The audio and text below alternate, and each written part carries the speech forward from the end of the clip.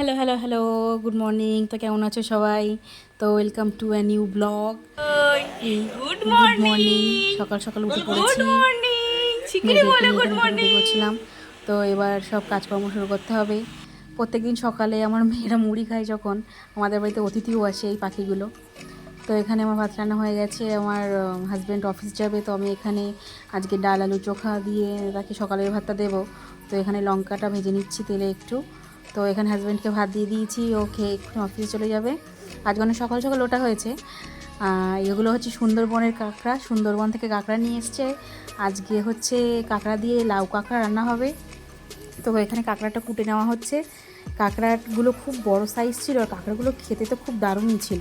তো কাঁকড়াগুলো এখানে পরিষ্কার করে ধুয়ে এই কাঁকড়াগুলো আছে, এগুলো পরের দিন রান্না হবে। তো কাঁকড়াতে কি এমন ঘিলু হয়েছে দেখতে পেলে তো? আর কাঁকড়ার ঠ্যাংটা দেখো, আমার যা আজকে রান্না করবে তাই দেখাচ্ছি। এই যে এখানে লাউটা গোটা গোটা করে কেটে নেওয়া হয়েছে, কাঁকড়াগুলোতে লবণ হলুদ মাখিয়ে নেওয়া হয়েছে। এবার এগুলোকে কড়াইতে তেল দিয়ে ভাজা হবে। তো রেসিপিটা পুরোটা শেয়ার করছি, দেখো তোমরা একদিন রান্না করে খেয়ে দেখবে এই রেসিপিটা, মানে এত দারুণ টেস্ট, তা কি বলবো। এই যে কাঁকড়াগুলোকে এখানে ভেজে নেওয়া হচ্ছে লবণ হলুদ দিয়ে, তো ঢাকা দিয়ে নেওয়া হলো একটু। তো এরপরে আলুগুলোকে ভেজে নেওয়া হবে, লাউতে যে আলুগুলো দেওয়া হবে, তো এখানে ভেজে নিচ্ছে। আজকে রান্নাটা আমার যা করছে, ওই ভিডিও করছিল, ওকে আমি ভিডিও করতে দিয়েছিলাম, কারণ এই সময়টা আমি মেয়েদেরকে নিয়ে ব্যস্ত থাকি। তো এখানে আলুটা প্রায় ভাজা শেষ। আলু ভাজার পরে যেটুকু তেল ছিল সেখানে ফোড়ন দেওয়া হচ্ছে। ফোড়নে ছিল 4 ফোড়ন, তেজপাতা, শুকনো লঙ্কা। তো তারপরে পেঁয়াজ আর কাঁচা লঙ্কাটাকে আর টমেটোটাকে একটু ভেজে নেওয়া হচ্ছে, কষে নেওয়া হচ্ছে তেলে। তারপরে রসুন বাটা দেওয়া হলো। তো একটু হালকা নাড়াচাড়া করে নিয়ে তারপরেই হচ্ছে লাউগুলোকে দেওয়া হলো। লাউগুলোকে এবার কষানো হচ্ছে। একটু হলুদ, লবণ দেওয়া হলো। এই লাউগুলো জল ছেড়ে দিয়েছে, তো এবার আর একটু কষাতে হবে। তো এখানে গরম মশলা বেটে নেওয়া হচ্ছে, কারণ বেটে রেখে দেওয়া হচ্ছে, কারণ গরম মশলাটা দিতে হবে। আর আমরা বাড়িতে কিন্তু বেশিরভাগটাই বাটা মশলা ব্যবহার করে থাকি, কারণ বাটা মশলা রান্নার স্বাদটা খুব ভালো হয়। তো এখানে জিরে, মরিচ, ধনে বাটা ছিল আর আদা বাটা ছিল, তো সেটা দিয়ে দেওয়া হলো। এবার ওটা কষানো হয়ে গেছে, তারপরে ভাজা কাঁকড়াগুলো দেওয়া হলো। কাঁকড়াগুলো দিয়ে এবার আর কিছুক্ষণ কষানো হবে। রান্নাটা তোমরা একবার ট্রাই করো, কারণ এত সুন্দর খেতে হয়, খুব সুন্দর।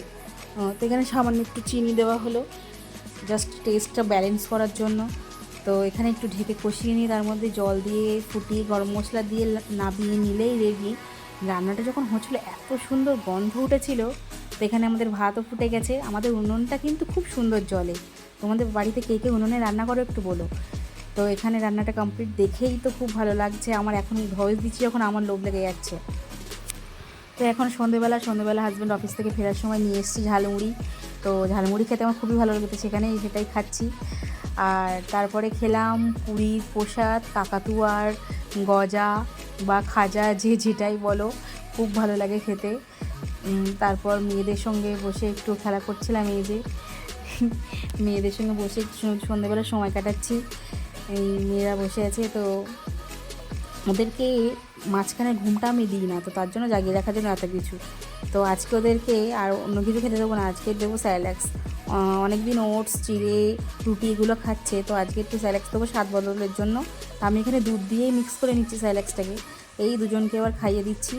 বাচ্চাদেরকে খাওয়াতে গেলে যে কী জ্বালা, যাদের বাড়িতে বাচ্চা আছে সবাই জানো। আর আমার মতো যদি যমজ বেবি হয়, তাহলে তোমরা বুঝতেই পারছো যে আমার সারাদিনটা কীভাবে কাটে, কখন সকাল হয় কখন রাত হয় আমি বুঝতে পারি না।